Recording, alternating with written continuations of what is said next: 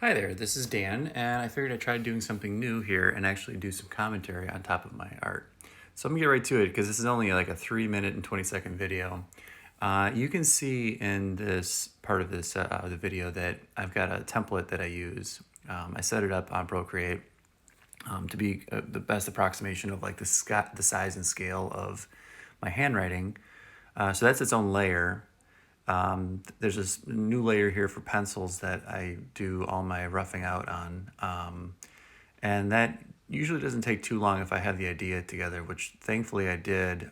This idea was just handed to me by my son because he says funny things and and I like writing them down and using them for my material. I'll probably owe him money later someday.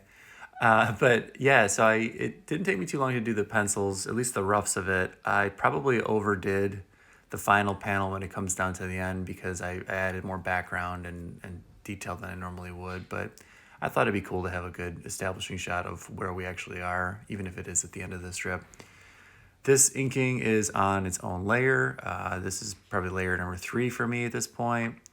And I use a kind of customized brush that a friend had made that I really liked. It's just called a comics brush, but it kind of has a lot of the properties of some of the inking tools in the setup established menu of inking tools for Procreate. In case I haven't mentioned it, by the way, this is all done in Procreate, and I've been doing all of the Beardo stuff in that app since I started bringing it back in 2020, I should say, sorry. So yeah, then I add a layer for color. If it was a different project, it probably had several layers for color. But with Beardo, I've always kind of kept it pretty simple and somewhat flat coloring. And that happened here too, because it's not intended to be, like incredibly rendered color for this. I think it actually would take away from some of the fun of it. I like that there's a nice simple look to Beardo, but it's got just enough of some tricks in there to feel fleshed out. And yeah, so I'll just kind of render through this, and you see I can pull another comic strip in there to pull some palettes that I forgot to save.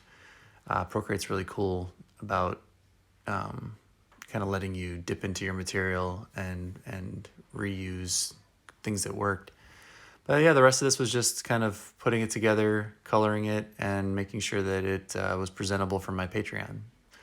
And if you want to learn more about my Patreon, there's going to be a little tag coming up here that has my my address for the Beardo Patreon. I do a lot of content there, so if you want to go check out more, subscribe and join the fun. Thanks for tuning in. If you like this, I guess I'll do more of it, but let me know if you like it. Thanks. Bye.